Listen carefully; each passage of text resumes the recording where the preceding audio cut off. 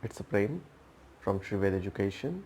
You're listening our new series about the chemistry 11th for Maharashtra board particularly. It is a new syllabus which introduced by Maharashtra board, and we are going to discuss about this syllabus, whole syllabus with the very attractive series about the chemistry. We are starting a first chapter over here, which is a solid state. So friends, when we talk about the solid state, first we go for the states of matter. So when it's a very basic thing which we know about the states of matter, it's we study in 7th, 8th standard or 5th standard might have the. So when we talk about the states of matter, as we know there is a solid, liquid and gases. So why these states of matters are different and what is exactly a difference in between them? So if you want to see the difference, you can see in this particular diagram in particular way. Uh, Here, if you observe this thing, then you can see this particular difference. You can see particular difference in between solid, liquid and gas. It's what? It's a intramolecular distance. If you see the solid thing is have a very less intramolecular distance. If you take about the liquid, it have a very little bit more intermolecular distance, and if you talk about the gases, then gases have very major intermolecular distance, very large.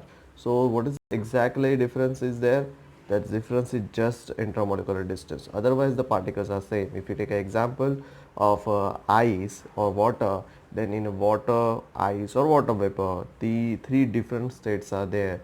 Well, H2O is basic molecule for these all three states, but the difference in between these three is what? Intramolecular distance between that.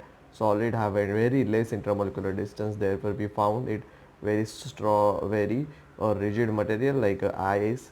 But when we see liquid material which is water, then there is intermolecular distance is very less, and in a gas there is no intermolecular attraction or distance. So therefore these gas vapors are not that much we can see because particles are very tiny. So when we talk about the solid state, the basic two type of solid states are there. There is one, first is the crystalline, another one is the amorphous. First is crystalline, another one is amorphous. These two basic type are there. So that is very important thing which we have to study here. That's for the exam point of view, because as per the, if you talk about the last syllabus, then you will find these questions are asked very frequently, distinguishing between the crystalline and amorphous. So this thing is very important.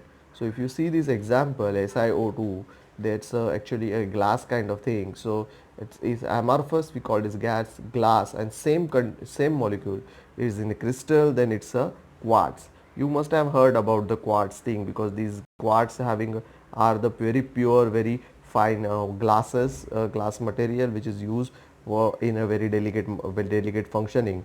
But in a glass is very usual thing which we have in our home.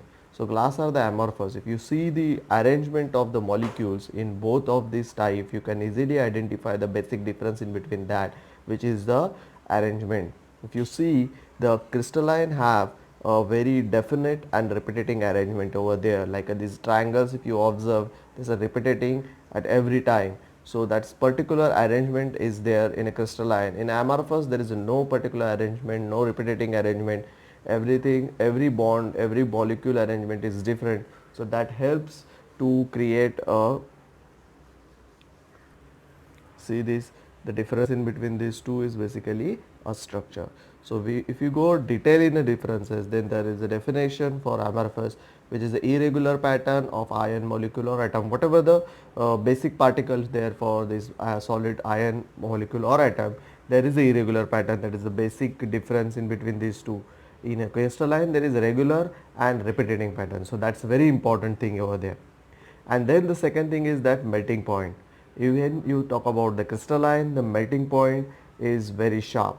So when you talk about the melting point, why it is very sharp? If you see this particular diagram, you can easily identify that the every bond in crystalline is very same, or the bond length is very same. So when we what is the exactly melting point? Melting point is nothing but melting the particular solid into liquid form. So you have to break these mods. So So when you want to break this bond, the bond have need some energy to break it.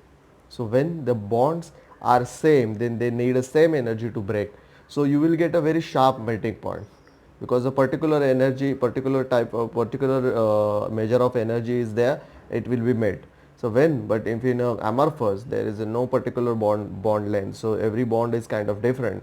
So therefore when they, every bond need a different energy to get form or to get break. So that is very important thing over here.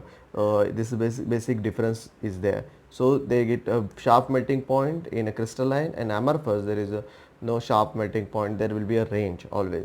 Same thing is for heat fusion also, because there is a definite bond length and everything is perfect, so therefore the crystalline have a definite heat fusion, but in amorphous there is a no definite heat fusion. So that is the basic difference. And if you talk about the examples, you can easily go for this quartz and glass example, which is very useful to you. So I identified over there, and also diamond is one of the example of crystal, and glass is example of amorphous. So friends, this is my input in your this particular topic. We will take different other topics of this chapter also with the very attractive series.